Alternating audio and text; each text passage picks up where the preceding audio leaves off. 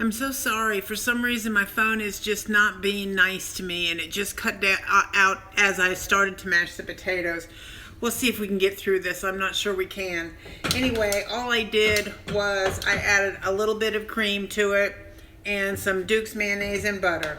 And I don't usually add salt because the mayonnaise, and you don't have to use Duke's, of course. I mean, if you're in the Midwest or somewhere where they don't have it, then certainly Hellmann's work. But look how nice and creamy it makes it. It really does make it delicious. So for the moment, we're going to put that aside while this thing is working for me. I'm going back over here to my meat mixture, which I want to bring you up closer for because it has thickened up nicely. Remember, we put the flour in it. It's got some tomato paste in there, and it's got Worcestershire in there, and we put some flour in there, and we put a cup of beef stock. I'm going to put another about half cup in here because I want it to be thick, but I'm going to also add this can of triple succotash to it, and let me get my can opener. I thought I had it out. Yep, my goodness gracious. I'm telling you, this little video thing has rattled my cage because I tried to make you a video on the how to make chicken noodle soup with the leftover Amish chicken, and I got it almost all done, and it just did the same thing to me. So, but I do want you to see, and what I had mentioned to you before is to see how nice and thick it has become. It's almost kind of like sloppy Joe consistency. So to that, I am now going to add, again, at this point, this is where you add what you like. If you like corn and peas, add corn and peas. If you want celery and carrots and corn and peas, add celery, carrots, corn and peas. I am putting in triple succotash. And I'm going to stir that in because I want to see about how much that's going to be. And I want a little bit more. I definitely want a little bit more. So,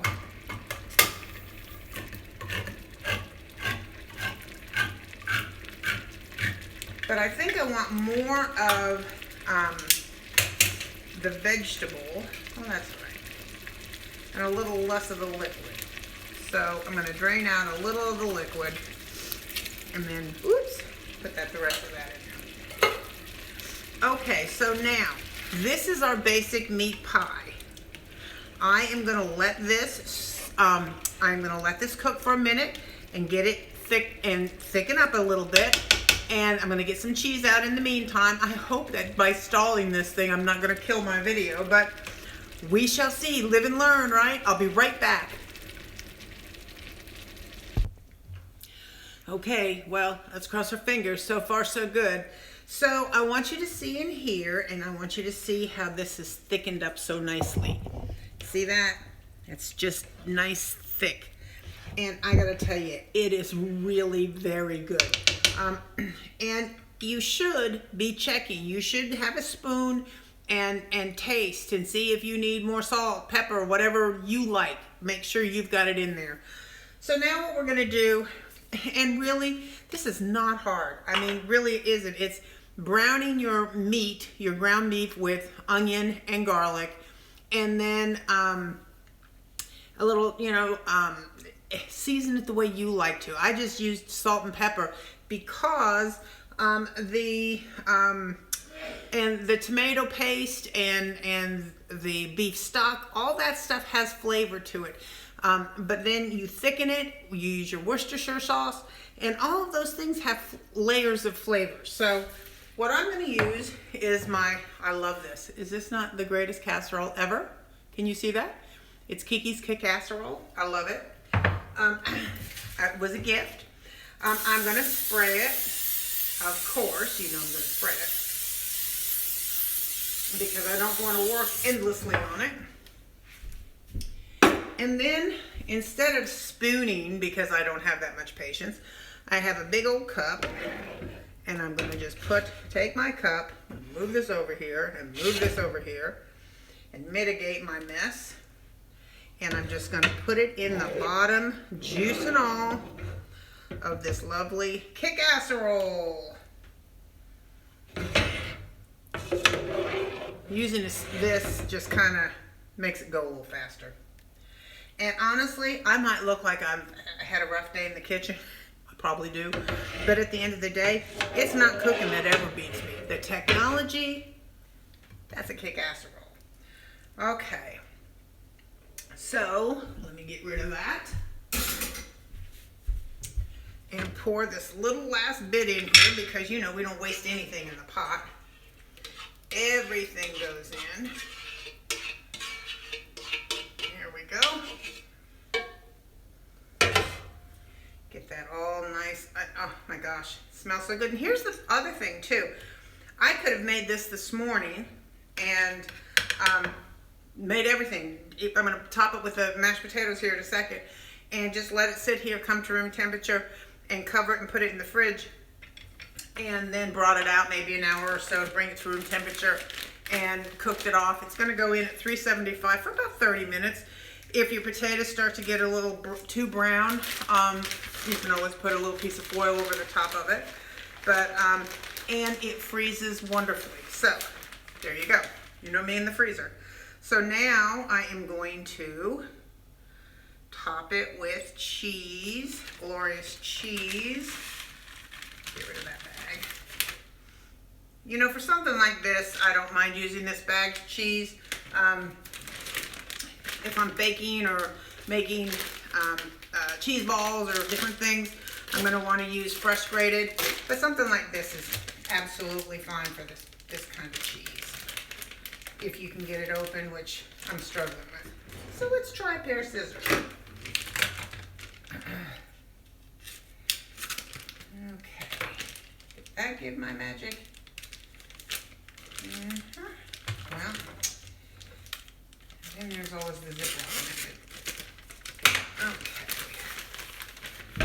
So now I'm covering it with cheese, and you can put as much, as little, or no cheese on here. You don't have to put cheese on here at all if you don't want to. We are a cheese people in my family, so there you go. So now, the best part. Well, I don't know if it's the best part, but it's a good part for sure. Let's switch for that. And we are going to put these mashed potatoes. Now what I'm going to do is I'm going to put them in lumps and sections across the top of this so that I can kind of smear them.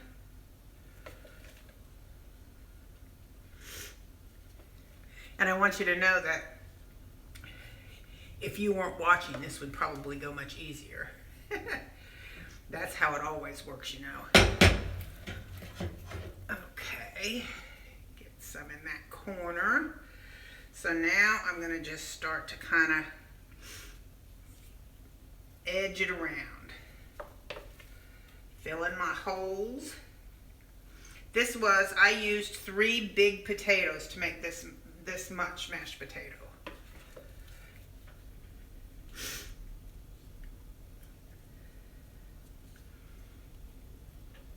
And don't panic if the cheese gets in there. I was going to put cheese on top of it anyway, so that's fine. Put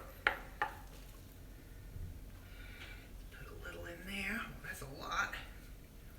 Get it back to the edges. Now a lot of shepherd's pies will also show you to the edges. If you have enough, take it all the way out. I'm working with what I got here.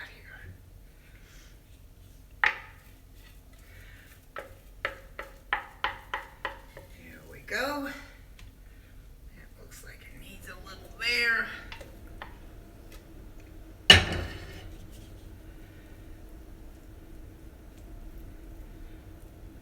There we go. Now, how does that look? Looks pretty delicious to me, y'all. I'm sure it will be. So this is what's for dinner here at the Corley household tonight. Probably make a little salad. I will take a picture of the finished product when it comes out, and that will be the still shot in Facebook. It's really not that complicated. There are going to be 2 videos. I am so sorry about that. I don't know what's going on with my phone or my little movie app, but it is what it is. I'm trying my best. So I hope you try this. It really isn't hard. I promise you it looked a little bit harder because I ended up having to juggle with the camera, but at any rate, it's very good, very easy, and it freezes well. So I'll see you soon. Bye.